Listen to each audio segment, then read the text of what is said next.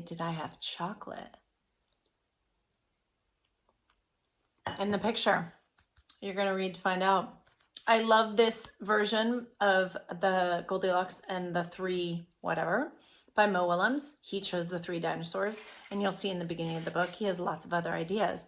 But I love this version. It points out some of the silly things about the story, as well as how clever and original Mo Willams can be. So if you are a fan of Goldilocks, or even if you aren't a fan, you might thoroughly enjoy this book, Goldilocks and the Three Dinosaurs by Mo Willams. Enjoy. Let's get started.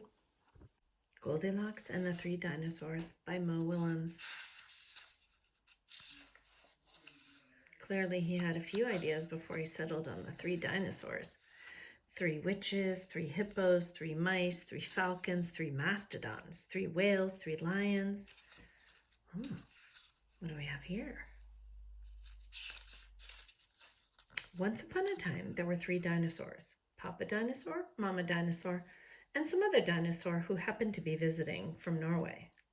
Home, sweet dinosaur, home. Look at the phone. Look how long it is. The ear to the mouthpiece. One day, for no particular reason, the 3 dinosaurs made up their beds, positioned their chairs just so, and cooked 3 bowls of delicious chocolate pudding at varying temperatures. That varying means different temperatures. So he's got a thermometer, some ice cubes.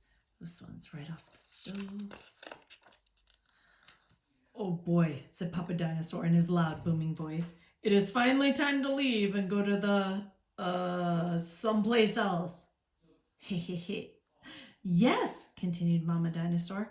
I sure hope no innocent little succulent child happens by our unlocked home while we are, someplace else. Succulent means juicy. What do you think they want to happen? Har, har, heard you scared. Then the other dinosaur made a loud noise that sounded like a big evil laugh, but was probably just a polite Norwegian expression. The 3 dinosaurs went someplace else and were definitely not hiding in the woods, waiting for an unsuspecting kid to come by. Sure enough, 5 minutes later, a poorly supervised little girl named Goldilocks came traipsing along. 0.2 miles to very nice house. Underneath it says trap. Just then, the forest boomed with what could have been a dinosaur yelling, "Gotcha!" But I'm pretty sure it was just the wind. The loud noise was immediately followed by another loud noise that sounded kind of like, "Be patient, Papa Dinosaur. The trap is not yet sprung."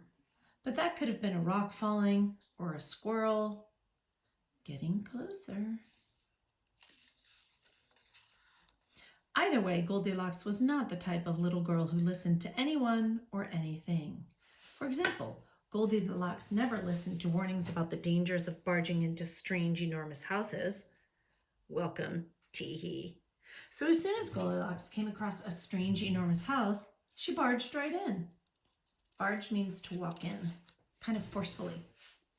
Inside, Goldilocks immediately smelled the 3 bowls of delicious chocolate pudding. Said Goldilocks, that chocolate pudding smells delicious. If only I could get all the way up to the top of that counter. Then Goldilocks noticed a very tall ladder that just happened to be there and certainly wasn't left there on purpose. Goldilocks climbed up the ladder and found herself face to face with 3 gigantic bowls of chocolate pudding. Look, she's got her tongue out. She is determined. The first bowl of chocolate pudding was too hot, but Goldilocks ate it all anyway because, hey, it's chocolate pudding, right? The second bowl of chocolate pudding was too cold, but who cares about temperature when you've got a big bowl of chocolate pudding? Not her. The third bowl of chocolate pudding was just right, but Goldilocks was on such a roll by now, she hardly noticed. Look at her. She looks really, really full.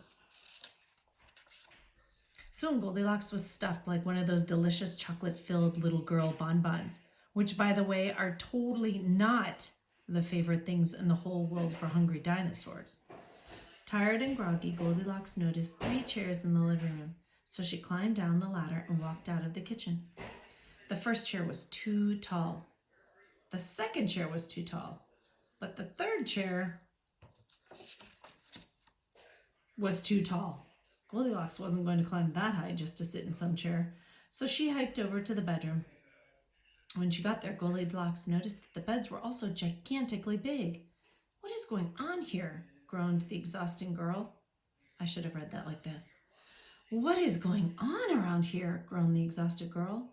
"The bears that live here must be nuts."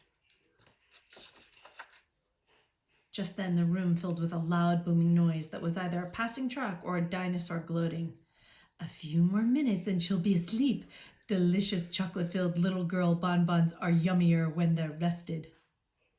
Even a little girl who never listens to anyone or anything had to hear that. Do you see them? Home, sweet dinosaur, home.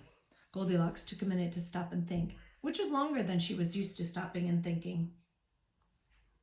"Hey," she told herself, "this isn't some bear's house. This is some dinosaur's house." Say what you like about Goldilocks, but she was no fool. As quickly as she could, she ran to the back door and got out of there. It says, "Wipe your talons." Just then, a loud plane flew by, which sounded pretty much like a trio of dinosaurs yelling, "Now!" or "Charge!" or the Norwegian expression for chewy bonbon time. Suddenly and completely coincidentally, the three dinosaurs rushed through the front door. But they were too late. Do you see what's sitting on the table by the entryway? I see it too. Goldilocks was gone, and all that was left in the house were three disappointed dinosaurs. Oh, the little one looks hungry too. And the moral is, if you ever find yourself in the wrong story, leave. And the moral for the dinosaurs is, lock the back door. Goldilocks and the Three Bears.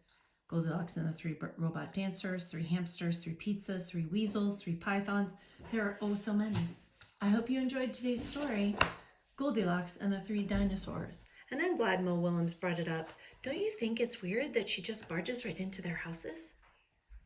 I hope you enjoyed it.